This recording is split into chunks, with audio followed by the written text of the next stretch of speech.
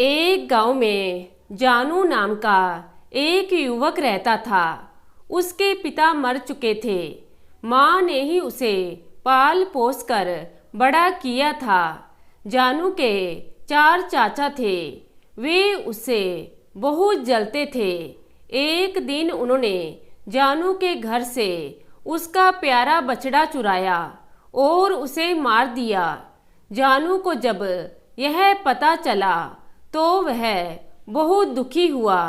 फिर ना जाने उसे क्या सूझी, बछड़े का सिर काटकर शेष शरीर को दफना दिया। पास के गांव में एक ब्राह्मण रहता था। बछड़े का सिर उसके आंगन में छिपाकर जानू ने ब्राह्मण से कहा, आपके घर में से तो गौ मांस की बदबू आ रही है। ब्राह्मण गरज कर बोला, असंभव। यदि ऐसा है तो मुझे गाय का मांस ढूंढकर दिखा दो। जानू ने बछड़े का सिर उसके आगे लाकर रख दिया। ब्राह्मण के हाथों के तो तोते उड़ गए। उसने जानू को बहुत सा धन दिया ताकि वह गांव वालों को इस बात के बारे में कुछ ना बताए। जानू ने थैली भर धन लिया और चाचाओं को दिखाकर बोला, पास के गांव वालों ने मुंह मांगे दामों पर गौ मांस खरीद लिया है। वे लोग तो और भी मांग रहे थे। मैंने कहा कल आऊंगा। चाचा बहुत खुश हुए। उन सब ने भी अपने अपने बछड़े मारे और उनका मांस पड़ोस वाले गांव में ले गए। जब गांव वालों ने उन्हें गाय का मांस लिए देखा तो जमकर उनकी पिटाई की। बौखलाए हुए चाचाओं ने जानू की झोपड़ी में आग लगा दी। जानू और उसकी माँ बेघर हो गए। बेचारी माँ की आंखों में आंसू देखकर जानू तिलमिला उठा।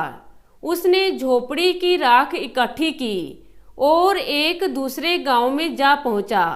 ले लो, आंखों का सुरमा ले लो, इसे लगाकर गड़ा धन मिल जाता है।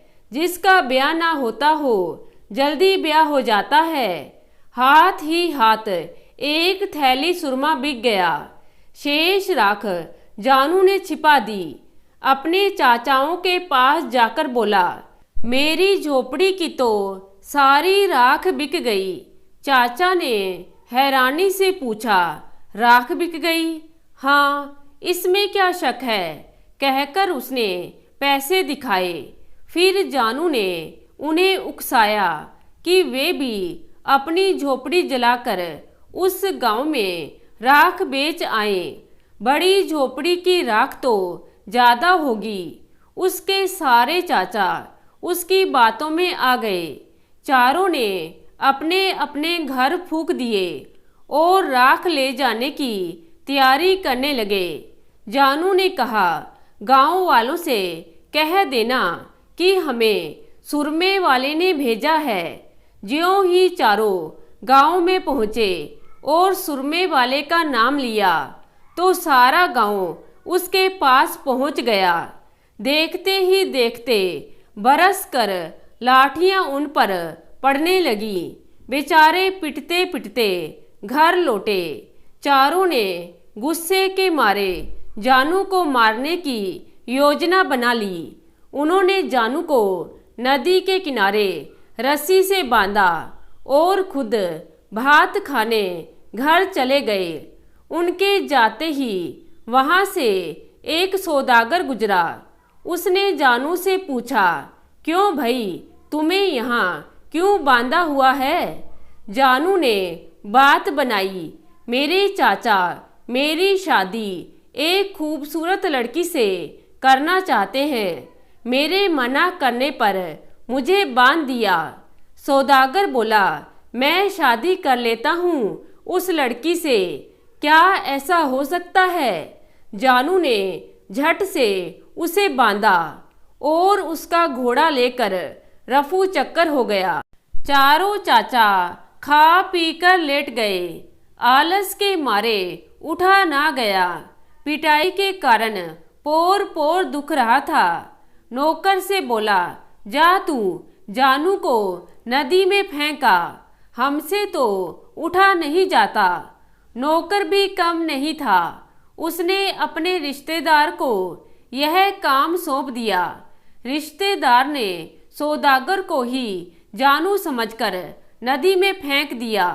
बेचारा सौदागर चिल्लाता ही रह गया। नौकर ने चाचा को सूचना दी, मालिक काम हो गया। चारों मिलकर जानू की मौत की खुशी मनाने लगे। जानू ने पेड़ के पीछे छिपकर सब देखा और घोड़ा लेकर चाचाओं के पास पहुंचा। सबको प्रणाम करके बोला। नौकर ने गहरा धक्का नहीं दिया, इसलिए केवल घोड़ा मिला।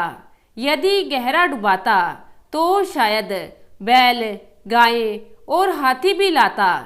चारों चाचा फिर उसकी बातों में आ गए। जानू को पुचकार कर पूछा, क्या सचमुच नदी में पशु मिल रहे हैं? जानू ने कहा, हाँ हाँ, आप लोग भी ले आओ। चारों चाचा आलस छोड़कर नदी की तरफ लपके। नौकर को भी साथ ले लिया। तट पर पहुंचकर नौकर को आदेश दिया कि हम चारों को जोर से पानी में धकेल दो। नौकर ने आज्ञा का पालन किया और चारों को नदी में धकेल दिया और इस प्रकार जानू को ईशालू और दुष्ट चाचाओं से मुक्ति मिल गई। तो दोस्तों, कैसी लगी आज की कहानी? उम्मीद करती हूँ कहानी को पसंद करेंगे। धन्यवाद।